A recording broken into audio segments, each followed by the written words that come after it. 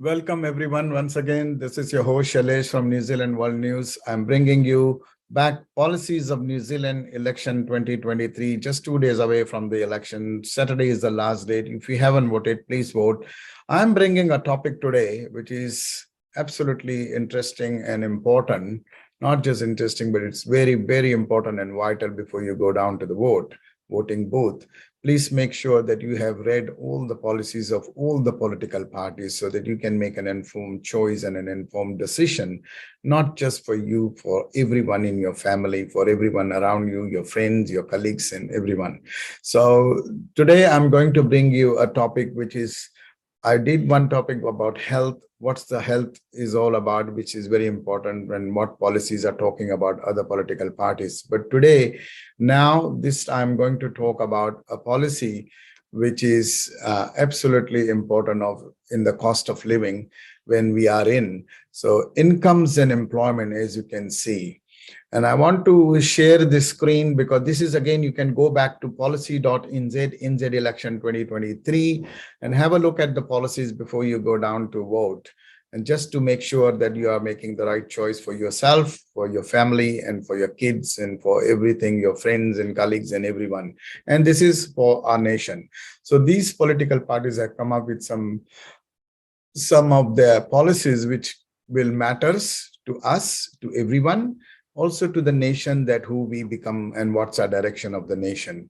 So the first, income and employment policies. Let's see the two major political parties, which is currently Labour and then the National.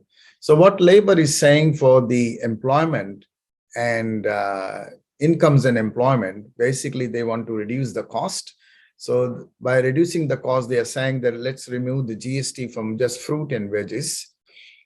They also want to give 2 weeks paid parental leave so that they can employment related, so that's they can get some additional support there.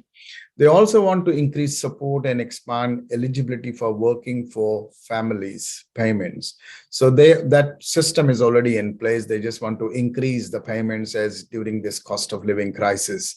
They also want to give extra 2 weeks paid parental leave as well, and they want to remove GST. Now look at the National Party, which is another major party. So they want to also introduce a childcare tax rebate for families earning less than 180,000 per year. They also want to adjust income tax brackets for inflation. Now, this is something which is employment that abolish fair pay agreements. So there was a fair pay agreement reached by the current government, Labour Party, and was put in place, but they want to reverse that. So they want to completely reverse that. And who is agreeing with these things? The other policies, which we can see here, is ACT Party also wants to remove that. But ACT also wants to go 67 for the retirement age. And they want to introduce, so that from an employment and for income point of view, incomes and employment point of view, the only one policy they want to do is introduce a two-rate income tax system. So that's something that we have to go into detail and have a look at whether that matters to you or not. The other political party, which is the Green Party, they want to introduce a weekly income guarantee in this cost of living crisis. And when there is no guarantee of income, they want to give weekly income guarantee. So that's something, that peace of mind they want to give for every Kiwi. They also want to introduce 10,000 first, 10,000 no income tax on the first 10,000. That's also aligning with Australian tax system or other in the world. Most of the countries, they do like a threshold, first 10,000, first 20,000. I think in Australia, it is first 18,000, you don't pay any tax. They also want to introduce a wealth tax. And as we can see, they want to introduce wealth tax, capital gain tax. They also want to give, at the same token, income guarantee. So even though they are taxing the wealth, they are also giving the income guarantee for the one person who don't have income or have got less income. And same as with this introduction. The other Tea Party Maori also wants to introduce a wealth tax. So they are aligning with Tea Party, Green and Tea Party. They also want double baseline benefit levels. But Tea Party wants not 10,000 first free, but they want 30,000 first free, as that's what they are going to do. That's what they are proposing. The New Conservatives wants 20,000 income tax free. So as you can see, there is a lot of agreement between smaller parties and major parties, Green Party, New Conservative, and so as Tea Party Maori. They want to give first 10,000, first 20,000.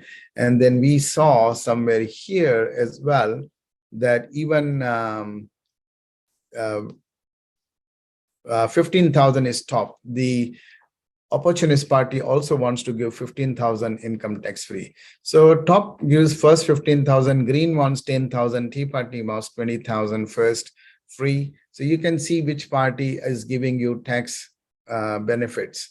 And then Winston Peters, which is NZ First, also wants to adjust income tax brackets. So he wants to adjust the income tax brackets for inflation. And he wants to hold a select committee inquiry into removing GST from fresh food and compensate people who lost jobs due to COVID-19. So he wants during this time, so we don't know how many people, but that's a long process that can be done. The other thing is Green Party wants, as I said, but then ACT Party wants a 2-rate income tax. Yeah. So as you can see, there is not aligning for the cost of living, employment and incomes and employment adjustments for income adjustments. There is Green Party, which is giving first 10,000, Tea Party Maori giving first 30,000, and then New Conservatives giving first 20,000, and then Top Opportunist Party giving first 15,000 income tax free. The Opportunist Party also want to reduce tax on income up to 80,000. And then cancel all debt owed to MSD. So this is something vital that they want to bring in this cost of living to give a peace of mind for all the people who owes debt to MSD. So that's something. This is regarding the tax, regarding the incomes and employment. That's some of the policies that this party has come up with. And I think what resonates with you, what is aligning with you, you please make an informed choice of your own. But make sure that whatever you do, go through the whole table, go through what really matters to you now. Do you want 10,000, 20,000 or 30,000 now? Or do you want to, just wait for other policies to kick in after a year or after 2 years? That's your choice completely. But I think from the cost of living crisis point of view, we need immediate help. We need immediate support, not after 1 year or after 2 years. So whoever is giving these benefits and whoever is asking how they are paying for it, if you get a clear answer from them and justification, then you feel free to vote for those policies. These policies are vital for your family, for yourself as an individual, as a family. Family tax credits is very important, which is continues to be doing that. Minimum wage is also there, which the current government is already increasing and doing. So you got to look at all those aspects which is affecting your income in the shorter term, but not just shorter term or long term, but on a long-term basis, rather than just for a temporary fix. So make sure that you have policies sussed out from income point of view, from reduction of cost point of view, from savings of tax point of view, so that you can make an informed choice of those savings of taxes to spend where you want to, not where others are telling you to spend. With that, I take this opportunity to say once again, look into the policies and vote for, but go and vote irrespective of what policies you like or you don't like. But rather than liking and disliking, understand the importance of policies. Are they really applicable? Are they really achievable? Are they really be implementable? All those things you need to understand.